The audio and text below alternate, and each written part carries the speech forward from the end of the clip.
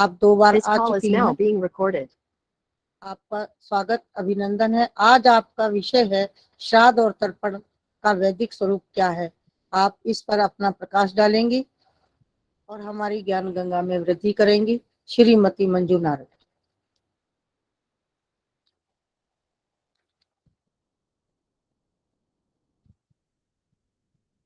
मंजू नारंग जी। ओम विश्वानि देव सवितर्दुरिता निपराः सुव यद्भद्रं तन्न आसुव। इस सत्संग सभा से संबद्ध समस्त बहनों सादर अभिवादन। आजकल यत्र तत्र सर्वत्र श्राद्ध, तर्पण, पितृपक्ष की चर्चा चल रही है। यत्र तत्र सर्वत्र इसलिए कह रही हूँ, जहां भी हम बैठते हैं लोग इस विषय पर बताना जरूर बता देते हैं कि आज हमारे घर में अमुक व्यक्ति का श्राद्ध है, आज हमने ये कार्य संपन्न किए आदि। तो प्रश्न उठता है कि ये श्राद्ध क्या है। श्राद्ध के साथ जुड़ा हुआ शब्द है तर्पण और पितृपक्ष। आइए पहले इन तीनों को समझ लेते हैं। श्राद्ध वो है जो श्रद्धा से किया जाता है। और श्रद्धा क्या है? शत उपसर्ग पूर्वक शत धातु से धा के साथ में शत और धा मिलाकर के श्रद्धा शब्द बना है। शत का अर्थ है सत्य और धा का अर्थ है धारण करना। तो जो सत्य के साथ धारण किया जाए वो श्रद्धा है। प्राय श्रद्धा जो है सम्मान के लिए का सूचक शब्द बन गया। और जो श्राद्ध है श्रद्धा के साथ जिनके लिए किया जाता है वो श्राद्ध माना। और तर्पण क्या है? तृप्यते येन इति सह तर्पण है, जिसके द्वारा तृप्त किया जाए वो तर्पण है। देखिए ये जो श्राद्ध है ये आश्विन मास के कृष्ण पक्ष में के 15 दिनों में और एक दिन पूर्णिमा का भी ले लिया जाता है। ये 16 दिन रखे गए हैं और वो इसलिए रखे गए हैं कि जिस दिन जिस तिथि को जिसका की मृत्यु होती है उस तिथि पर वो श्राद्ध का कार्य मना लिया। परंतु और इसके लिए पितृपक्ष कि जो हम पितरों को, पितर क्या है? पारक्षणे धातु से बना है कि जो हमारी रक्षा करते हैं वो पितर वो। और पितृपक्ष के लिए ये 15-16 दिन निर्धारित कर दिए गए। और इन 15-16 दिनों में और यदि कोई गलती से कोई किसी का श्राद्ध बच जाता है तो एक व्यवस्था ये भी कर दी गई है कि पितृ विसर्जनी अमावस्या होती है जिस दिन की सभी का सामूहिक रूप से भी श्राद्ध प्रायः कर दिया जाए।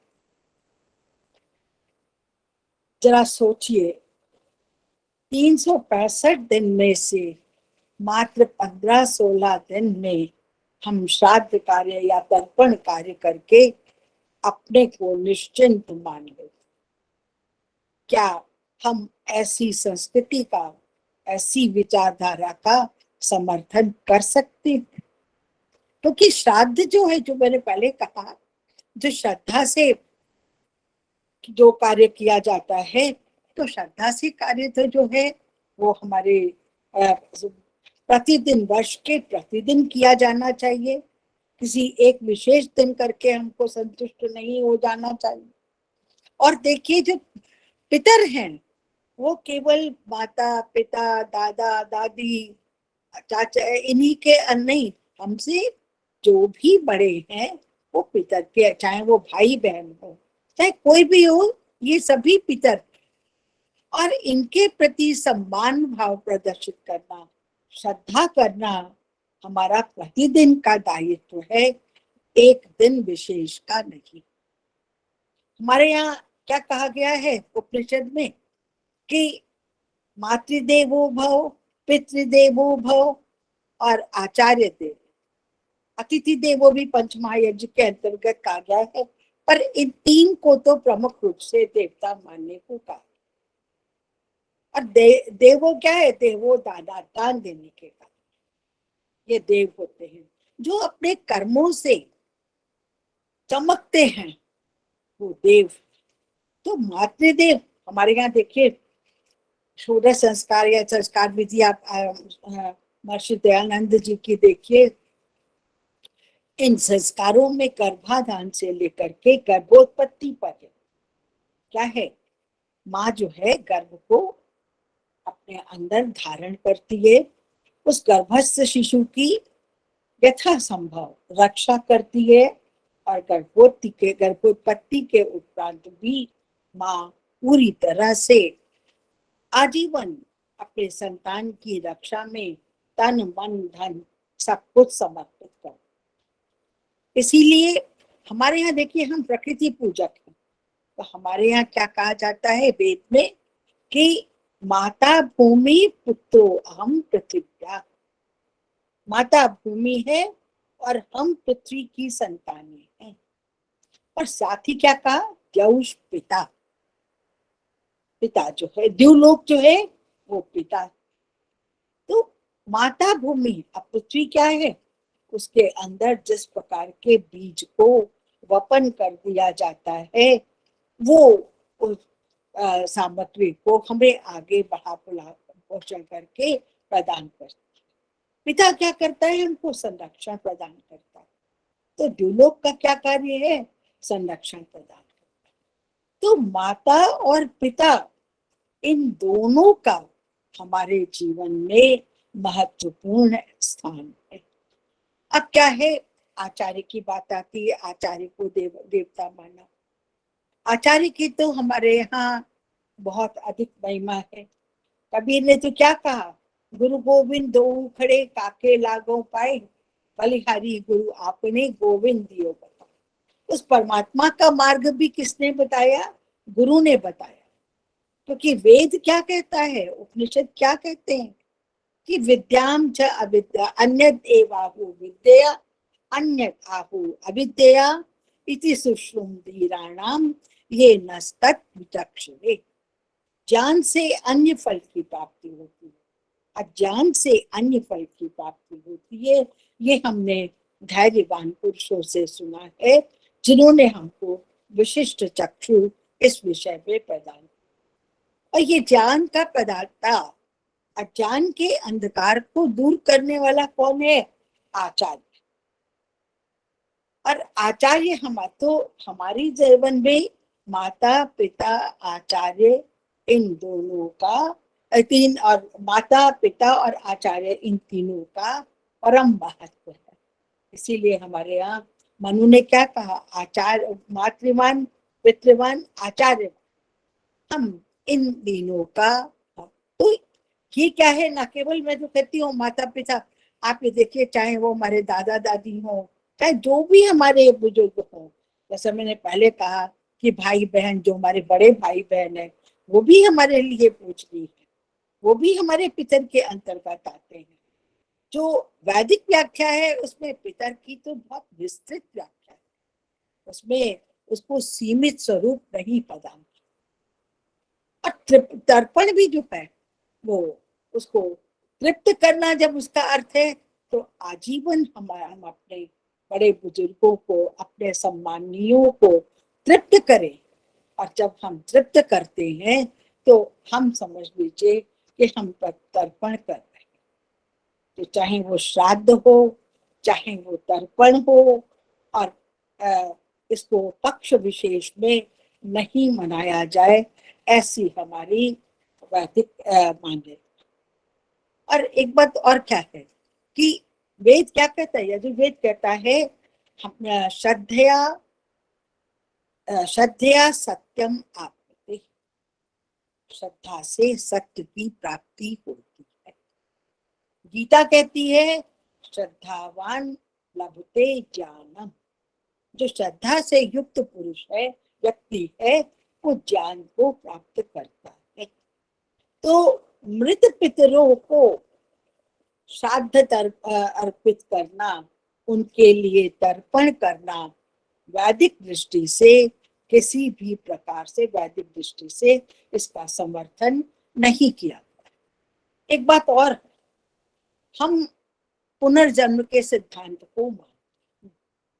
गीता स्पष्ट रूप से कहती है, वासांसि जीर्णानि यथा विहाय नवानि गृह्णाति नरोपराणि तथा शरीराणि विहाय जीर्णानि अन्यानि संयाति नवानि ते। कि जैसे मनुष्य एक शरीर, एक वस्त्र छोड़ के दूसरा वस्त्र धारण करता है, ऐसे आत्मा एक शरीर का को छोड़ करके दूसरे शरीर को धारण करता है। और हम क्या करते हैं, जब कोई दिवंगत होता है, किसी की मृत्यु होती है, तो हम कहते हैं परमात्मा इनकी आत्मा को सद्गति प्रदान। तो सद्गति प्रदान करने की जब हमने प्रार्थना कर ली, उनको अपने कर्मों के अनुसार जीवन प्राप्त हो।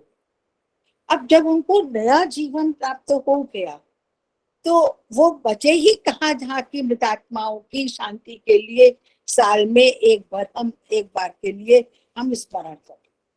और एक बात सोचिए कि जो उनके लिए स्वादिष्ट व्यंजन उनकी इच्छा के अनुसार पंडित जी को जो खिलाया जाता है, तो आपने एक तो पहली चीज तो ये है कि अगर किसी दूसरे को खिलाने से किसी अन्य के क्षुधा पूर्ति हो जाती है, उनकी उदर पूर्ति हो जाती है, तो जब भी हमारी संतान को भूख लगती है, स्कूल में है और कह रहे हैं भूख लग रही है, तो हम खा लें, बच्चे का पेट रक्त हो जाएगा।